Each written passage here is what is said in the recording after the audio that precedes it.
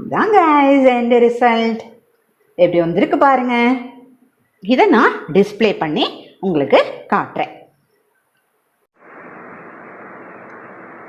guys white cheese pasta sauce pasta ready ஆகி வந்துருச்சு. இதுக்கு மேலாக நம்ம ரெட் சில்லி ஃப்ளேக்ஸ் கொஞ்சம் போட்டுட்டு மிக்சர் ஹர்ப்ஸ் கொஞ்சம் போட்டுட்டு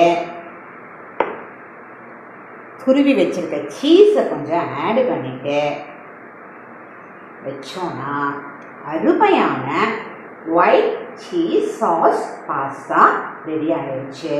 இனிமேல் நீங்கள் இட்டாலியன் ரெஸ்டாரண்ட்டுக்கெலாம் போக வேண்டியதில்லை, நம்மளே செஞ்சுக்கலாம். எவ்வளோ நல்லா உங்களுக்கு பாருங்க guys. Wow, tastes good also. Bye guys.